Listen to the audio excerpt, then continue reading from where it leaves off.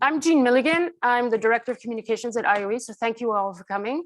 Can we have Kevin online, please, in the screen? There he is. Hi, Kevin. Thank you for coming.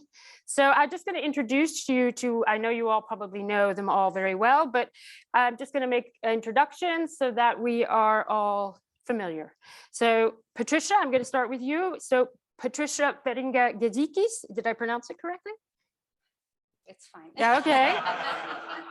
So she's the board member and president of the Fédération des Entreprises de Congo. And she's also their National Social Commission president. So thank you for being with us today. Thank you. We have online, I'll go online now. We have Kevin Frey, CEO of Generation Unlimited. Thank you, Kevin, for getting up early and for joining us. And then we have our friend, Mr. Antonio Victorino, who's director of the International Organization for Migration. Thank you very much for coming. And of course, we all know, we have Guy Ryder here, who we all know is a familiar face to the IOE community, the Director General of the International Organization of Labor. So thank you all for coming. And I'm going to start with you, Guy, because in the quarters of the ILC, I've been interviewing employer members, and what I've been hearing a lot about, it's a lot about the skills shortage. And in fact, I've heard about it from Suriname, I've heard about it from Australia, I've heard about it from various corners in North America. So I just wanted you to sort of set the scene for us, give us a scope. How serious is the issue? What is the ILO data saying? And what is the ILO trying to do to mitigate it? Well, thanks very much. I have to say, if you got round all of the delegations at the International Labour Conference, you'd have probably got the same answer 187 times in each of our member states. I think issues of skills mismatches, skills shortages are very high on people's agenda.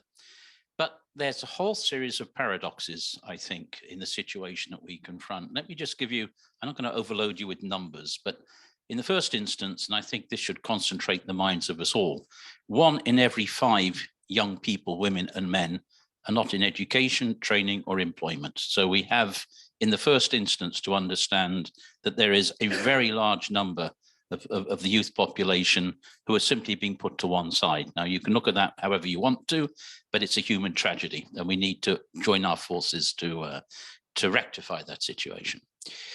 The second set of figures is that only 1 in every 2 people in labour markets, 1 in every 2 people working, are working in jobs which correspond to their level of qualifications. The other half, there's a mismatch. It could be overqualification, it's a strange concept, or underqualification. By the way, that 1 in 2 figure globally goes to 1 in 4 in low-income countries. So something perhaps we don't always think about. The mismatch is much greater in the lower income countries than it is perhaps in countries like Switzerland, where we're sitting. So we do have these situations. Now the question is really, how has this situation come about, and what can we do about it? You know, the problem I find when we debate this discussion is we tend to go, firstly, we have to have a very strong consensus. Everybody agrees, be they governments, be they employers' representatives or workers, that this is a problem. We need to get together, we need to sort it out. There's really very little difference of view in that regard. The problem is when it comes to actually putting in place practical responses to this situation. The first thing to say, I think, is that the world of work very often turns its attention to the educational system, says if only the educational system worked better, then the world of work would be better served. People in government, people in the educational system also look to the actors in the world of work, to employers to play their role. And I think the first thing we have to do, and we do it sort of in very generic ways, but not to enough practical effect, is to work out what the division of responsibilities needs to be in skill formation. And the division of responsibilities is between the educational system in government, it's between the actors of the world of work, and also the individuals concerned themselves. To what extent is it the individual who needs to take responsibility? And I think we have to be clear about that. The second thing I think I need to say is that the notion of a quickly changing world of work, of transforming world of work, and it's a given, I think, in all of our conversations, means that it is a mistake, isn't it, to believe that skills are formed in the early part of one's life, at school, in college, at university, and then you stop learning and you start working. We have this notion of sequential periods of our biographies. We learn, then we work, then, and I'm getting there, we retire, and then the natural fourth step comes as well. This sequential approach to our personal biographies has to change. What do I mean by that? It means that we have to make a reality of lifelong learning. However good the skills and education we get at the beginning of our lives is, they will not last a lifetime. So the notion of constant renewal, upskilling, reskilling has to be taken on board. We all say this when we had our centenary discussions about the future of work at the ILO. Lifelong learning was the first thing that everybody ticked. Everybody wants to see lifelong learning. What we're less good at is working out how to do it. And there are three things I think we have to answer. One I've already referred to, it's a division of responsibilities between state, employers, and individual. The second thing is financing. There is an investment involved in all of this. And I'll come back to that since we're sitting in Switzerland in a moment. And the third thing that we need to work out are the delivery systems. This is labor market engineering. What are the delivery systems for lifelong learning? And here I think we have to face up to another reality. And I don't know if this is something which comes into focus from the enterprise side. There is an issue of equity in all of this. I mean, all of the literature shows that those who acquire skills and education at a certain level at the beginning of their careers are able to renew it. The opportunities are cumulative.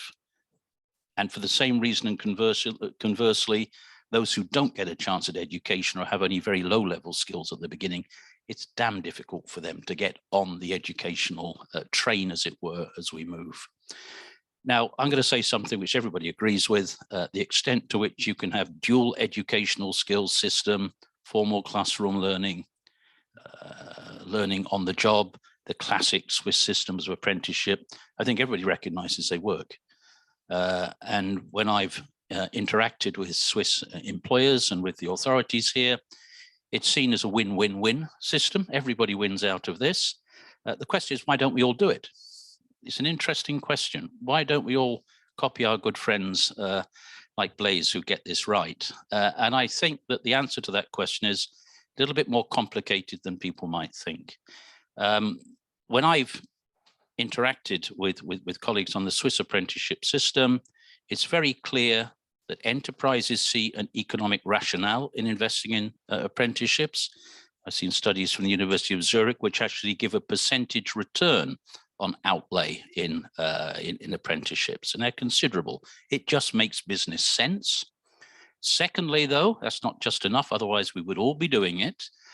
You need an institutional infrastructure for this. You need to place apprenticeships, and we're discussing it in the International Labour Conference, within a very solid and negotiated institutional setting.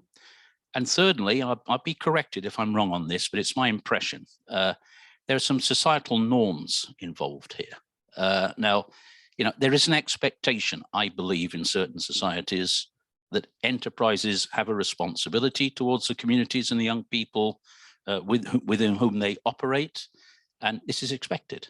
And that doesn't exist everywhere. It really doesn't exist everywhere. And my last point, and I think it's one of the most ignored but most important points when it comes to skills mismatches, is that young people, when they make educational choices, and our economists hate this, don't act as rational economic beings. They don't always choose the educational path which a careful examination of labor market signals would lead you to think they would. They make choices because they like to do certain things, or maybe something's a bit easier to study than something else. That was my case, by the way. So, don't believe that everybody's going to act as a rational economic actor when it comes to these things. I'll leave it at that with one last comment. When I read about labor, not skill scarcity, labor scarcity in labor markets right now. There are different, different settings, different factors going on. There's a lot of labor scarcity in the non-skilled sector. So it's not just skills. It's about people looking at jobs and saying, I don't want to do that job. I've got the skills, or maybe the job doesn't require skills. So I think we also have to respect the fact that people are going to make choices on the basis of their own preferences, in terms and expectations in terms of labor market development. So they're just a few thoughts about what we need to do. There's a lot more I could say about what could follow, but I'll stop now. But thank you very much, because I mean, it's good that you confirm there is this, the 187 delegations at the ILC are actually all concerned about the skills issue. And I think it's important, the youth employment issue, because that's something that I've noticed also is this disconnect. Everybody's talking labor scarcity and skills shortages, but then we have this, what I'd say almost an entrenched problem of youth unemployment. And it seems like there's an odd thing happening out there in society, but why is there obstacles and blocks going on? And I want to come to Kevin, Kevin, because your specialty is youth unemployment and skills training. So I just wanted you to build on what Guy and I've just talked about in terms of that sort of, the youth unemployment enigma that we have of why we have this issue that's not moving to a large extent, but we still have we have this labor scarcity, as Guy has said, as well as the skills issue. Sure, absolutely. As you mentioned, I think you're muted. Really? There you are. Yes, okay, I can. Very good. Thank you. Yeah. Welcome. So as you mentioned, the organization that I represent, Generation Unlimited, is singularly focused on this issue of youth skills mismatch and placing young people, connecting them and skilling them to opportunities for employment and entrepreneurship. In 2021, we actually reached over 100 million youth in 60 countries. So we have a fair amount of experience in the space. In fact, core to build on something that Guy said, core to our belief at Generation Unlimited, we are in fact a public-private youth partnership. So there is no way to address the youth unemployment crisis, the youth skills crisis, the skills mismatch that we heard about, if the public sector does not come together with the private sector. And that's why within Generation Unlimited, we bring together heads of state, CEOs of some of the world's largest organizations, heads of multilaterals like Guy. And Guy is a very influential member of Generation Unlimited, representing the ILO, but also bringing together civil society. And so I think that the question is not only can governments and the private sector work together. I think the reality is they have to work together or we will fail here. The private sector is the demand side of this equation. There's no question about it. They have the jobs, they know the skills that are needed. And then we heard about the public sector often relied on as the supply side of this equation, making sure that young people have the skills and training that they need.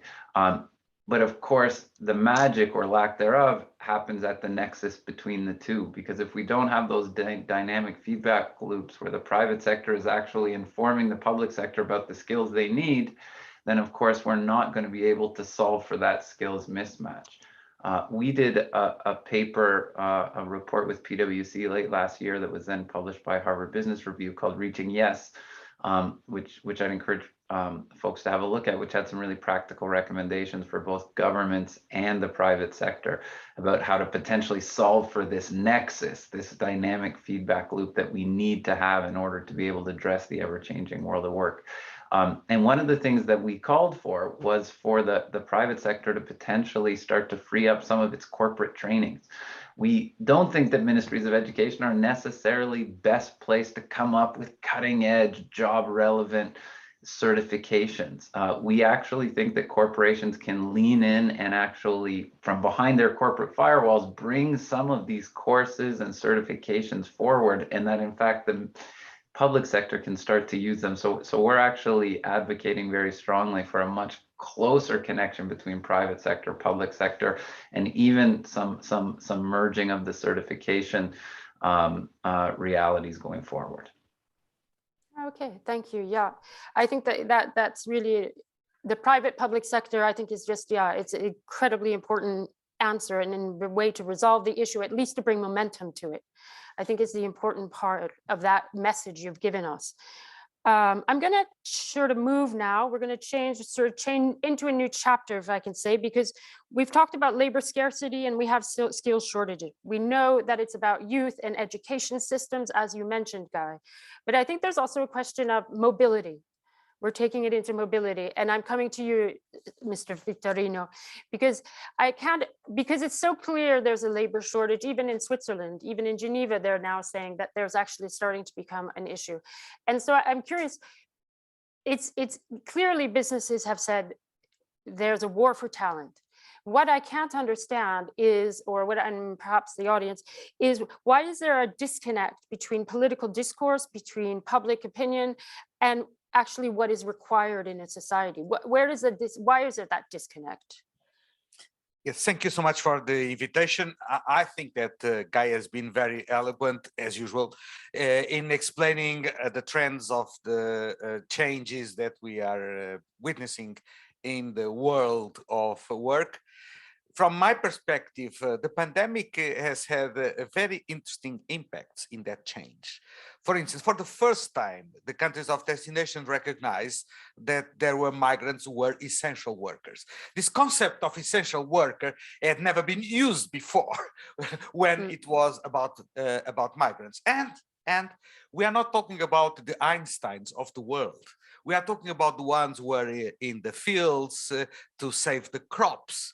We are talking about the ones who were driving buses. We are talking about the ones who were in the supermarkets, making sure that we could stay at home, closed and protected from the virus. So this is the first remark.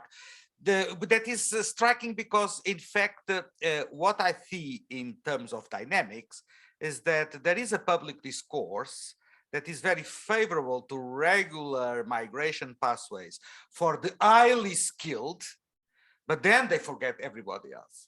And that is only a small part of the reality. Of course, we all welcome Einsteins, definitely, but the others are also needed. And the fast changing labor market makes it very difficult to anticipate, at least from my point of view, what are the skills that are going to be needed in the future.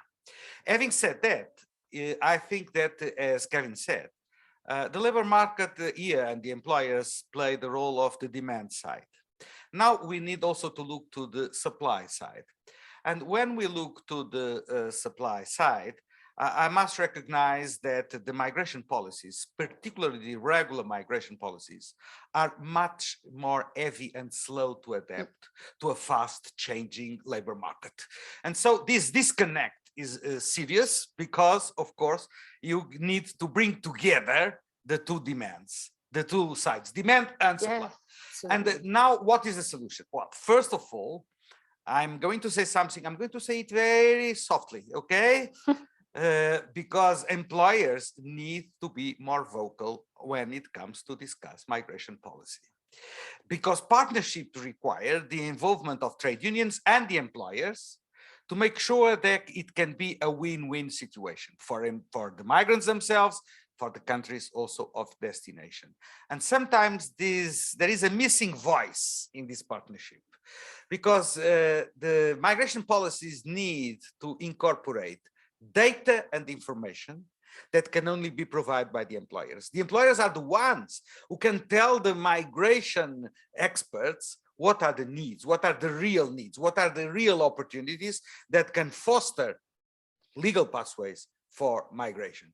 And sometimes when it comes to the national level, the stakeholders that participate in the drafting of the migration policies do not include employers and do not include trade unions. And they need to include, because otherwise there will be always a potential tension, a tension of having migrants being portrayed as occupying the jobs of the natives, tensions of saying that there is a pressure because of migrant work to lower the wages of the native workers. And so this partnership, this joint endeavor between public and private, and when I speak about private, I speak about employers and I speak about trade unions too, is crucial. One last remark from my side yes, there is a negative public discourse about migration.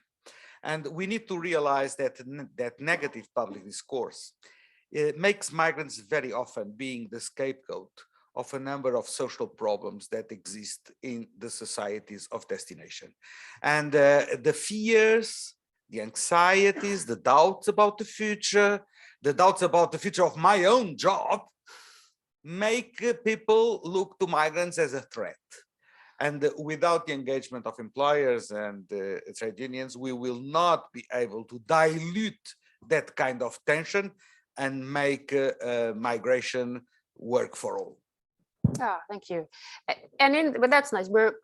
He's calling for a tripartite governance for migration policy. I think that would. And do you think that call for this tripartite governance would resolve this public discourse, this public disconnect? Because even I've worked on media campaigns. Last year for the It Takes a Community campaign, I produced 21 videos. So enormous amount of energy going into trying to change hearts and minds.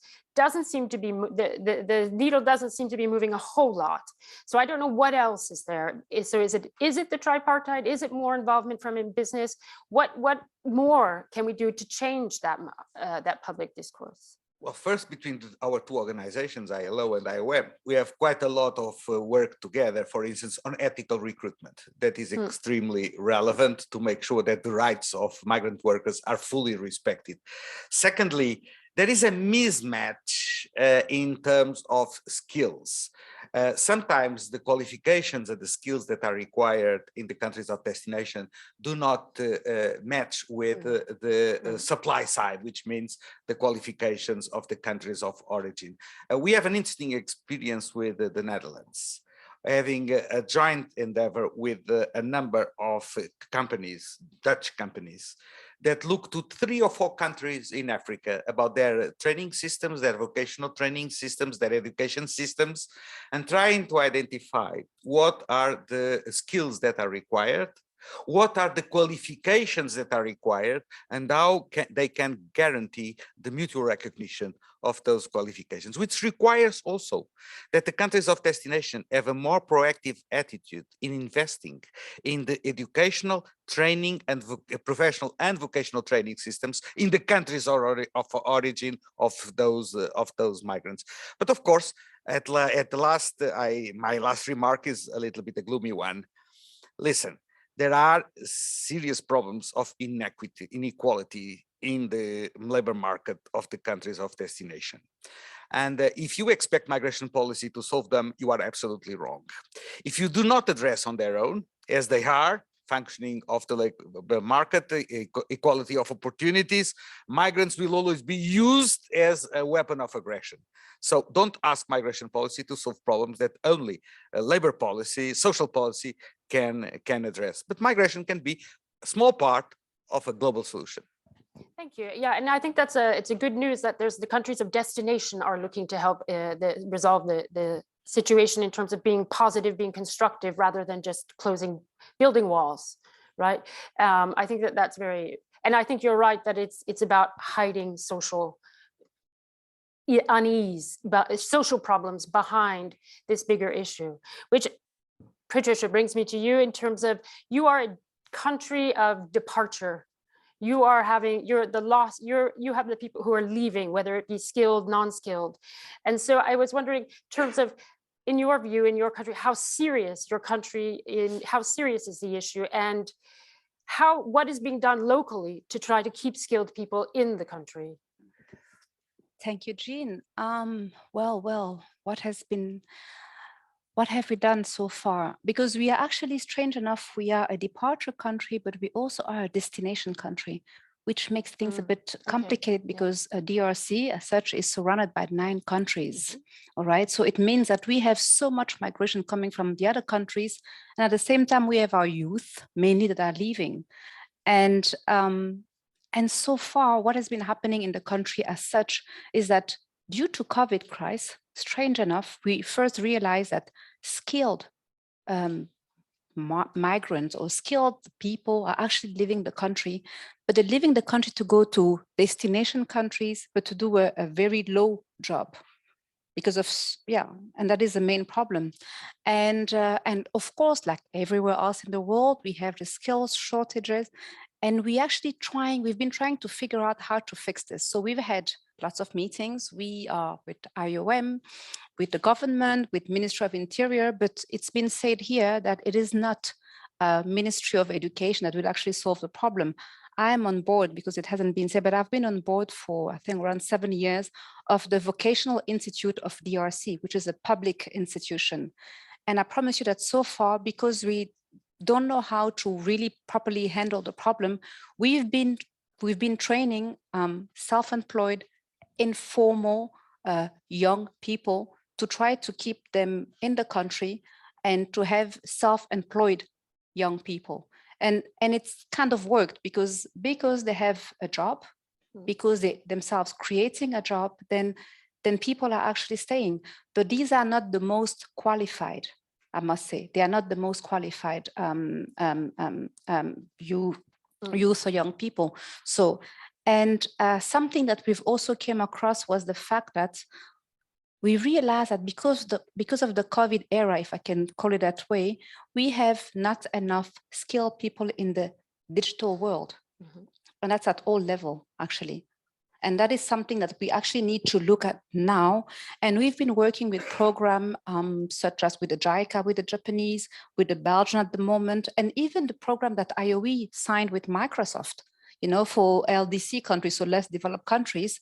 And it goes in the same path as now we need to properly train the people. You see, I think for the DRC, it's going to be like 5,000 people. It's 5,000 per country, and there are 4 or 5 countries trained, right? Am I right, Roberto? So basically, that is what's happening. And because we realized that there is a problem. The digital era has shown what the UN was already saying a few years ago, many years ago, saying that basically that people that are analphabets, the one that cannot read and write, that wasn't the ones at a lower level anymore. It was the one that cannot use computer. And COVID era has really actually shown this, has put this in public.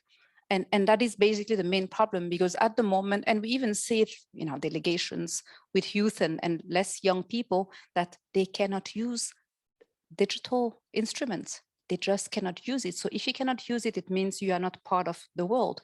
You're not part of this world. And that is another problem. So, and it's very critical. Another thing that we also, that we face now, and I was saying it earlier on, is that now skilled people have left to more developed countries or just developed countries because of their aging population, and now they're going there to do jobs. It's actually a very strange, because I'm part of the SAM project, so migration project, and I'm the one representing the private sector. But that is what is happening. So it has made our life extremely complicated, because we thought we were kind of heading towards a solution as to how we're going to do it. We're going to train the youth here. We're going to train informal. We're going to do it, and then some of them going to stay, some will go, but then working with the destination countries. And we thought we had it kind of right. And suddenly everything is wrong again. We need to go back and think as to how we're going to do things. How are we doing? How do we have to reorganize this whole situation? And it's fairly difficult, because at the moment, I would almost say that we are stuck. And I must say that IOM has been pushing a lot. The duo IOM and ILO has been pushing a lot towards that, and to try to match again, to have this matching solution situation again, to try to make sure that the ones that are staying stay, but also have a job, that there's less informality, because that is the main problem. But the ones that are leaving gonna also leave with the skilled, and they go for the proper job. That is one thing. And I must say that one of the programs that ILO has created or existed since a while, prior recognition learning, that is my favorite, because to me, I find solution in that specific program. Because first of all, it identifies data, creates data of who can do what, okay? And it recognizes in destination countries, it recognizes that you are worth so much because you actually know something. You don't know, you know something. But at local level, we have the same thing. Now we start identifying through that program. We haven't really put it in place yet. We've got in a micro project. But through such a program, we can actually try to identify the values, what people actually, because they valued something, they know things, they've learned things. They haven't done nothing when they left to school or when they didn't go to school. They haven't done nothing. They've been busy working, whatever it is in informality, they know things. And from the moment it is recognized, then you bring them out of that poverty level, out of the informality even, because now they are recognized, you see, and it's changed the situation. And I think from that point of view, we also work with Canada, for instance, to try to figure out, okay, who are the best ones that can leave, want to leave, and to make sure that where they go, there's not a precarious situation, because that is another problem. When they go and they are unskilled, what happens? Well, we all know, you know, it's not for the good. And you've got all this trafficking, this human trafficking, and that's increased a lot. And as an ex-IOMer, I can say it because I know some figures. But you see, so there are many solutions that can be brought up. There are many, things have been put in place, but indeed we need to collaborate. We're crying and calling out for social dialogue, extremely important.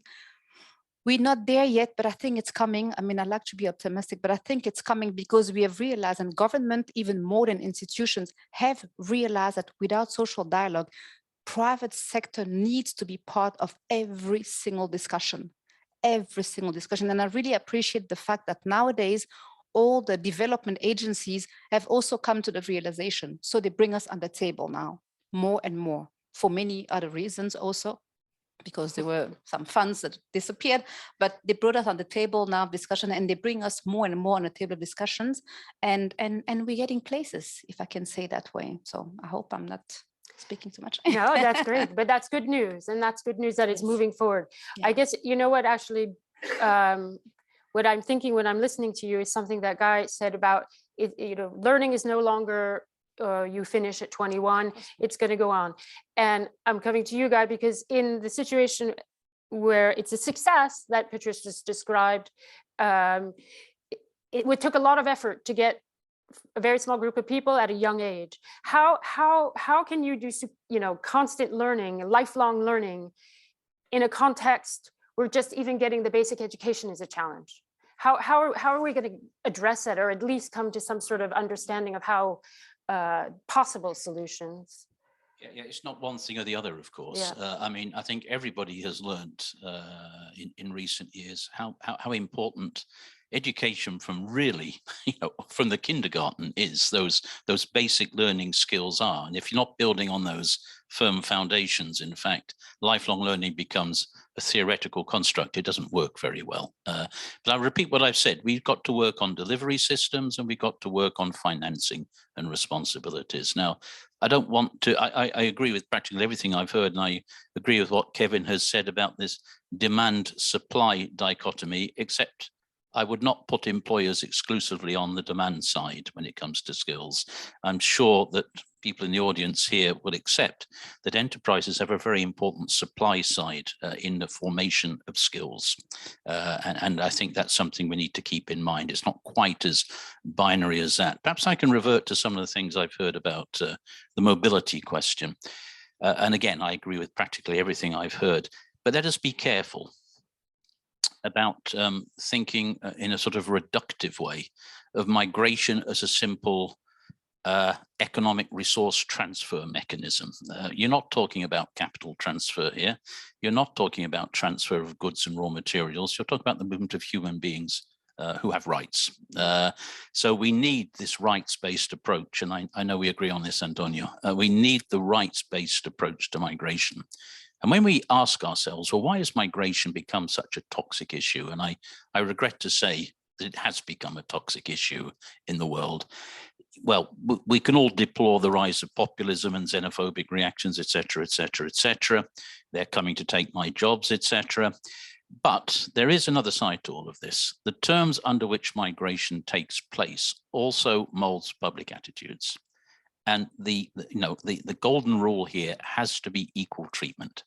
It has to be equal treatment of local workers, and workers who come from elsewhere. And if that's not the case, you are going to get a reaction from people who think migrants are being brought in to undercut their terms and conditions. That's almost a guaranteed. It's like a chemical formula. The second point, and Patricia's much better place than me to comment on it, but it's interesting. Are we not a little bit uncomfortable in thinking that the skills shortages in, let's say, developed, the richer countries, where the returns to those skills are greatest, and therefore there is an attraction of skills. Are we not a little uncomfortable in thinking that skills shortages at these high-end levels can be compensated, those needs can be compensated simply by cherry picking from the nursery of skills in developing countries? I mean, I have been uncomfortable seeing the extent to which highly skilled, trained health workforce in a certain number of countries, and we all know which they are then simply exported in large, very high proportions to countries like mine, where they become absolutely essential. And two questions arise from that. Why aren't countries like mine training and rewarding their own essential workers adequately? And what happens back in those countries which need those essential skills too? It's the old brain drain story. Yeah, so there's an absolutely. equity thing here, which I feel very uncomfortable about. I'm not sure I know the answer to it, but it is quite an uncomfortable thought. And I think it's uncomfortable also, and it's not new. So that is the problem. So there's been long discussions, but we still haven't moved forward on that, I think. But I think there are possibilities where there are recruitment agencies that I know from IOM's work.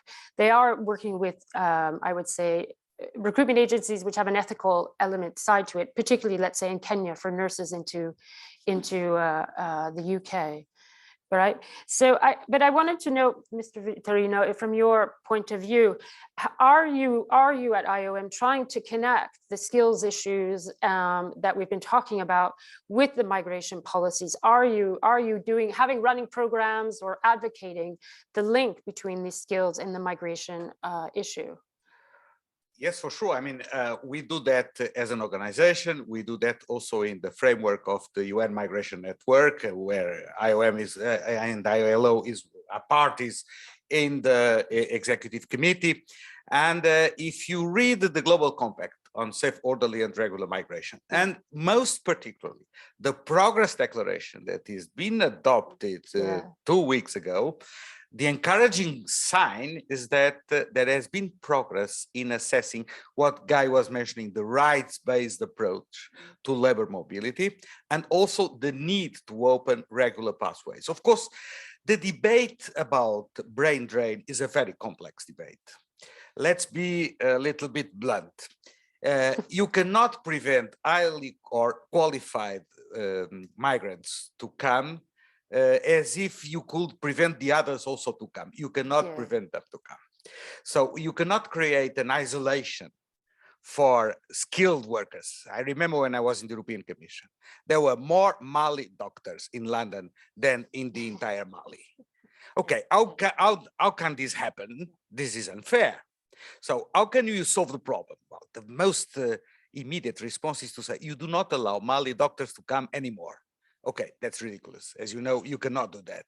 So the question is to reverse the terms of the equation and say, what can we do to make sure that Mali is capable to train sufficient doctors, that some will go, some stay, and others might come. And that's the point where we work on mobility, skills mobility partnerships. That's the basic idea. And in that respect, we need to work together with countries of origin and countries of destination. And if we do not involve all of them in this dialogue, it will not work. And then we have a number, of course, of questions that only the private sector can reply. What are the skills that are in shortage? Yes, what are the needs?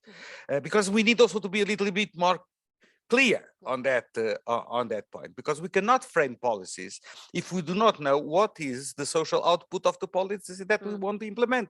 And for that, we need to have a broader partnership than the one that we have today. So you cannot leave migration policy to the hands of the migration experts. they are very dangerous. Okay, thank you. Yeah. Well, if you listen into our next panel, they'll talk to you there. The skills shortage that they're having in the metaverse is they need 3D digital designers. So there you are. Wasn't anticipated before, but now it's a huge issue. I going. take note. Yes, take note. Okay, 3D digital designers going on. Kevin, I want to bring you back in as well, because I think it's important. You've listened to these issues and the comments here in terms of the youth issue, which I think has really got to be at the center, at the core of this, because it is the future. How are you going to, I mean, practically, how are you engaging with the private sector to understand the skills need, to understand how to both train young people, both, to stay home, and then, also if they want to migrate. But how are you working with the private sector? Yeah, great question. And I think feeds back to, I think, one of the comments that Guy made, that this kind of supply demand dichotomy where we think about the private sector as demand and public sector as supply is probably a gross oversimplification.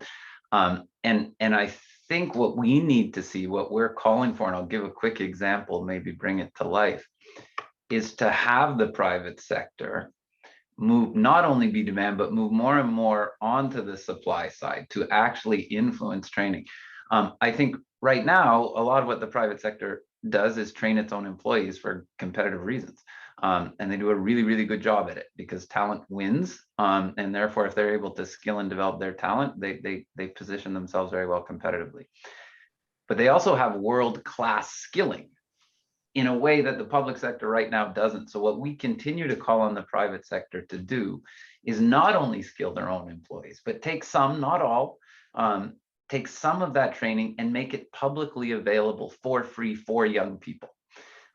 So to come back to, on a global scale, on a public scale, to make that world-class job relevant certification for free. And we will call on the public sector to be open to having the private sector in that space, because otherwise I think there's a huge risk of bifurcation. We're actually seeing it happen in a number of places where the private sector is finding it too hard to work with the public sector.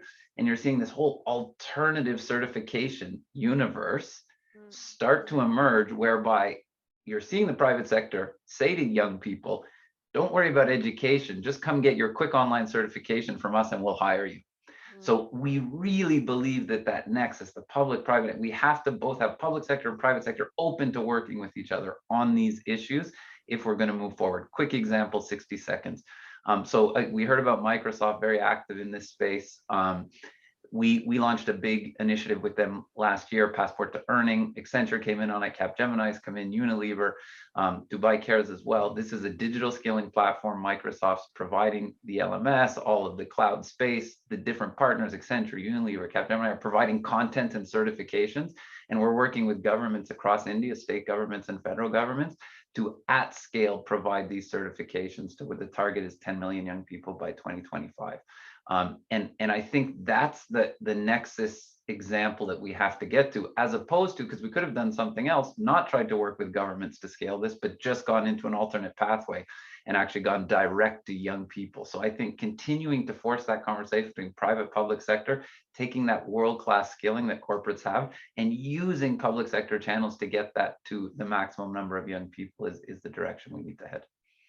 Yeah, thank you. Yeah, I'm curious because there's all of these online training systems, Coursera and LinkedIn has their own training platforms. And I'm going to ask you a question out of left field, Patricia, so sorry about that.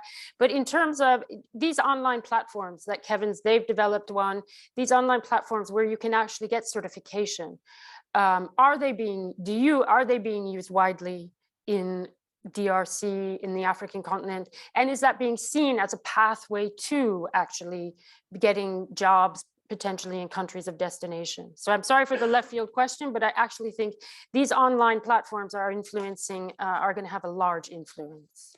Yes, and if you allow me, let me just quickly put my head back of a CEO.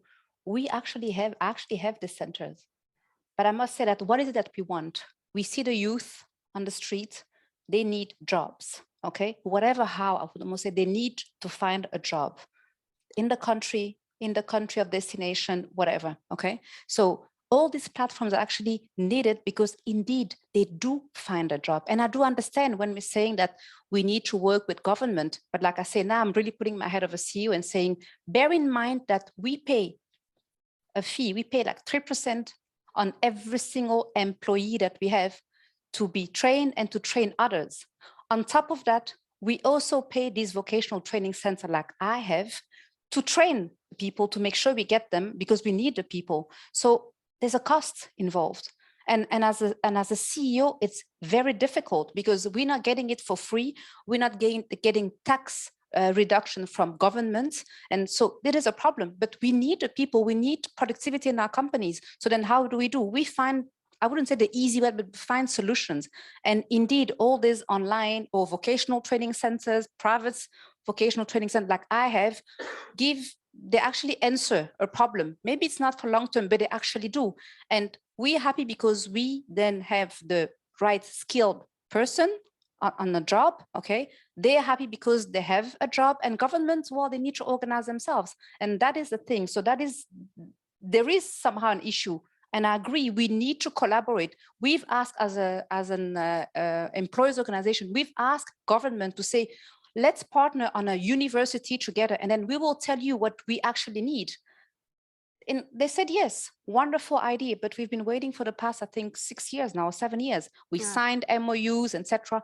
But that is not happening because they feel like they're losing out on something. Maybe we're going to pay less. Maybe we're going to become the Minister of Education. Maybe that is not what we want. We need to have skilled people on the job.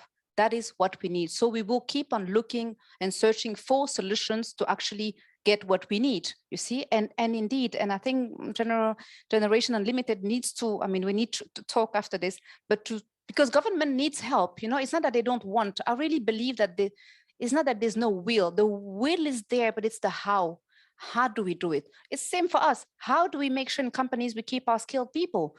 More advantages, more higher salaries, more training, okay? Just to train people a bit more. We train them locally, even abroad, you know, we invest in those people, but we can't be the only ones doing the job or actually paying to get the job done. And that is basically the problem. If tomorrow you offer me tax deduction to make sure that I go in a university and organize with the young, I will do it.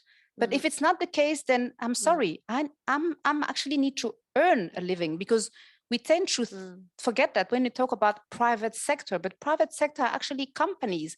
They are companies that have been without help of governments, because bear in mind that in Africa, most of the time we've got no help, no subsidies, whatever from government. So it's our own money or whatever, how we get it to start those companies that we have, you see, and we need to make sure they're viable. We need to make sure we're earning a living. We need to make sure they're productive. So we can't do it all. We are not government, and we don't want to be government. We want to be private sector. Yeah, you see, so absolutely. yeah. Yes. Passion. Well, I know everybody has schedules to be kept, moments to other demands. So I just want to thank you all for coming here today and answering some of our concerns as in the employer community. And we look forward to doing it again soon. Good luck. Take care. Bye-bye. Thank you.